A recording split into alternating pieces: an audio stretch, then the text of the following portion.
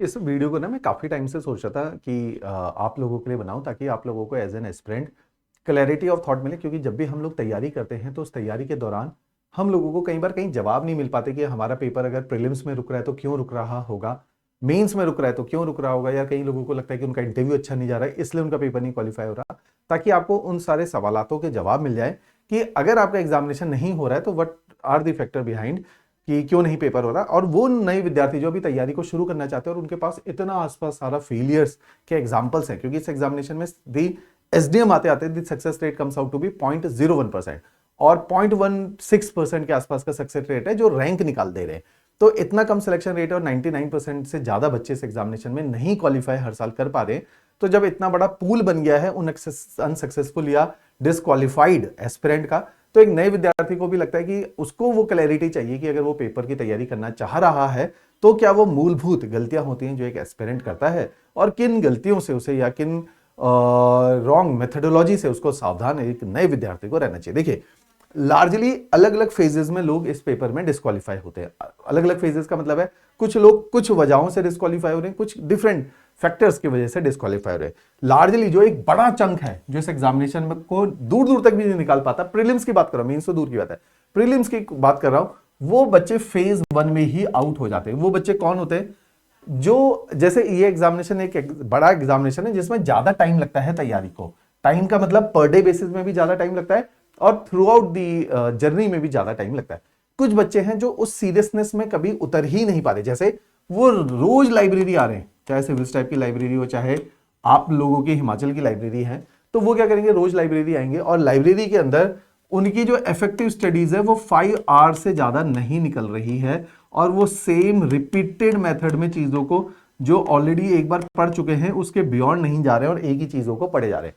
ये व्यक्ति होते हैं वो फर्स्ट कैटेगरी के स्टूडेंट जो उतनी सिंसियरिटी से नहीं पढ़ रहे जिस सिंसियरिटी से इस एग्जामिनेशन को क्वालिफाई करना। ये तो वो हैं जिन्होंने कोचिंग भी कर ली, कुछ एक इसमें से हैं वो जो कोचिंग भी करते हैं, हमारे पास भी हैं, मल्टीपल इंस्टीट्यूट में भी है, कोचिंग भी कर ली, लेकिन कोचिंग में भी उनका attendance rate has not cross beyond 40% और उसको कभी वो क्रॉस ही नहीं कर पाए। 40% 45% से ज्यादा कभी इंस्टीट्यूट की उन्होंने शक्ल ही नहीं देखे। ये वही विद्यार्थी जो इस पेपर को कभी भी नहीं क्वालिफाई करेंगे। कि इनके साथ प्रॉब्लम क्या है? Basic problem is of discipline. ये हाईली इनडिसिप्लिन्ड है, नॉन कमिटेड है इस एग्जामिनेशन को लेके, कि इस एग्जामिनेशन में जो कमिटमेंट चाहिए, जिस सिंसियरिटी चाहिए, वो इनके अंदर बहुत मिसिंग होती है। वो केवल इस एग्जामिनेशन में नहीं, वो थ्रू आउट दी इनकी लाइफ में, एकेडमिक हो या नॉन एकेडमिक हो, वहां पे भी ये सिंसियरिटी मिसिंग होती है, ये डिसिप्लिन मिसिंग होता है। 50% से बहुत ज्यादा नंबर ये होता है उन विद्यार्थियों का जो इस पेपर के में कहीं आसपास भी एग्जिस्ट नहीं करते। जैसे इस साल 18,000 बच्चों ने प्रीलिम्स को दिया या 16,000 को, आप समझिए इसमें से 10,000 तो यही विद्यार्थी होंगे जो इस पेपर के बिल्कुल दूर दूर तक कहीं आसपास भी नहीं थे। ये हर जगह ये बच्चे आपको लाइब्रेरीज में भी देखने को मिलेंगे या कहीं पर भी ये बच्चे देखने को मिलेंगे। उसके बाद आते हैं सेकंड स्टूडेंट्स, कैटेगरी के स्टूडेंट जो डिसिप्लिन है, जो हार्ड वर्किंग है। इनमें वो सारी क्वालिटी है, ये हार्ड वर्किंग है, इनमें दूसरी क्वालिटी है ये डिसिप्लिन है, ये कंसिस्टेंट है, डेली बेसिस पे भी कंसिस्टेंट है कि रोज लाइब्रेरी पहुंचेंगे, सुबह पहुंचेंगे, रात को कम सोएंगे, मेहनत करेंगे, कम खाना खाएंगे और मैनी ईयर्स, मल्टीपल साल इस एग्जामिनेशन को दे देंगे, लेकिन फिर भी इनका पेपर नहीं क्वालिफाई होगा। इनके साथ प्रॉब्लम होती है सेकंड लेवल पे, इनको रोड मैप की कमी होना सबसे बड़ी प्रॉब्लम है। रोड मैप, इनका प्रीलिम्स का कोई प्लान ऑफ एक्शन नहीं होता, इनका मेंस को लेके कोई प्लान ऑफ एक्शन नहीं होता। ये काफी बड़ी संख्या में वे विद्यार्थी होते हैं, काफी बड़ी में, ऐसा नहीं कि मैं कोचिंग को प्रमोट कर रहा हूं और सेल्फ स्टडी को डी प्रमोट कर रहा हूं, लेकिन इसमें से जो मेरा पर्सनल अनुभव है, जिन विद्यार्थियों से मैं ज्यादा मिला हूं, वो ये कैटेगरी के स्टूडेंट होते हैं। जैसे हमारे पास बहुत सारे स्टूडेंट है लाइब्रेरी में बैठे हैं हमसे जुड़े हुए, उनको पता है पेपर में क्या करना है, लेकिन वो इस कैटेगरी के कि उनसे ये हो नहीं पा रहा। ये वो कैटेगरी के स्टूडेंट हैं जो इनफ्लेक्सिबल है। इनके अंदर एक एट्रीब्यूट, ड्रॉबैक क्या होता है, ये हाईली इनफ्लेक्सिबल होते हैं। इन्होंने एक अपना मेथड बना लिया होता है पिछले 3-4 सालों में और वो मेथड से हाईली कन्विंस हो जाते हैं, चाहे उस मेथड से प्रीलिम्स भी नहीं निकल रहा या प्रीलिम्स निकल रहा तो मेंस दूर दूर तक नहीं निकल रहा। ये बहुत इनफ्लेक्सिबल हो गए। इनके साथ प्रॉब्लम क्या है कि इन्होंने अपना एक मेथड बना लिया है और इसमें जैसे आप देखेंगे एचपीयू में मैं गया तो एचपीयू में मैंने देखा बहुत सारे लोग तैयारी कर रहे हैं और दूर दूर तक एचएस में किसी को पता ही नहीं है कि 10% ऑफ एचएस भी क्या होता है। बहुत सारे ऐसे विद्यार्थी हैं वो क्या करेंगे, कोई नया बच्चा आएगा, उसने जो है मास्टर्स में एक कोर्स में एडमिशन ले ली एचपीयू में, ताकि लाइब्रेरी का एक्सेस मिल जाए और वहां एक पढ़ने का माहौल मिल जाए। माहौल पूरा है एचपीयू के अंदर, प्रॉब्लम क्या है, और ऐसे हर यूनिवर्सिटी के अंदर माहौल पूरा है।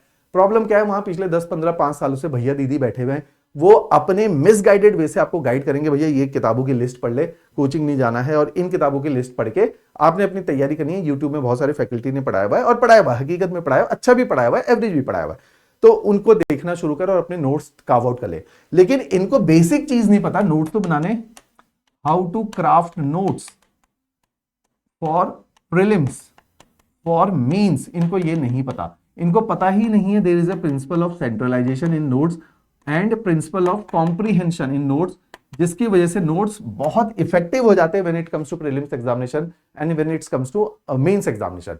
फिर इनको नहीं पता है कि कब आंसर राइटिंग करनी चाहिए और क्यों करनी चाहिए और कैसे करनी चाहिए, तो आंसर राइटिंग के बारे में कुछ नहीं पता। इनको नहीं पता कि कंटेंट को एनरिच कैसे किया जाता है। तो ये वे विद्यार्थी है, because of their inherent inflexibility, ये इस एग्जामिनेशन में सारी चीजें डालेंगे जो एक विद्यार्थी में होनी चाहिए, लेकिन एक एलिमेंट ऑफ इनफ्लेक्सिबिलिटी है जो इनकी तैयारी को, क्योंकि इनकी फ्लेक्सिबल अप्रोच नहीं है मेथोडोलॉजी को लेके, ये स्टक हो जाएंगे, ये भी इस एग्जामिनेशन को नहीं निकाल पाएंगे। तो मेरा जो विशेष प्रावधान है वीडियो बनाने का, ये इन लोगों के अंदर है कि अगर आपको लगता है बहुत सारे सालों से तैयारी कर रहे हैं, ये सारे एट्रीब्यूट आपके अंदर हैं, तो आप इस एग्जामिनेशन के बहुत करीब हैं, आप में वो सारी क्वालिटीज है जो इस पेपर को निकाल सकती है। आपने क्या करना है, कोशिश करनी है कि मेरे को अप्रोच कर लीजिए फोन के माध्यम से, ऑफलाइन, जैसे मैं चंडीगढ़ रहता हूँ, घुमारवी रहता हूँ, शिमला बहुत रहता हूँ, तो आप मेरे को अप्रोच कर सकते हैं, अपनी कॉल शेड्यूल करवा सकते हैं, मेरे से मिल सकते हैं, टेलीफोनिक भी बात कर सकते हैं, और अपनी नई अप्रोच को रिक्राफ्ट कर सकते हैं, रीडिवाइज कर सकते हैं, जिससे आपकी ये जो मेहनत है, जो 70% आपने कर लिया, लेकिन रेस्ट ऑफ द 30% का जो बांध है वो आपसे नहीं कवर किया जा रहा, वहां पे I can help you out. और पहले भी बहुत सारे ऐसे विद्यार्थी मेरे को इसी स्टेज में मिले जो 70% जर्नी करके आए थे, एक साल के अंदर उन्होंने वो 30% कवर किया और रैंक निकाली है। बहुत सारे ऐसे विद्यार्थी जिन्होंने रैंक निकाली, बहुत अच्छी इंप्रूवमेंट करी है, बस उन्होंने थोड़ा सा अपनी इनफ्लेक्सिबिलिटी को एड्रेस किया और पेपर को क्वालिफाई किया। तो मेरा ऑब्जेक्टिव इस वीडियो को बनाने का था इन विद्यार्थियों तक पहुंचना, ताकि उनकी इस अप्रोच में रीडिवाइस में कुछ कर पाऊं। राइट, चलिए, थैंक यू एवरीवन।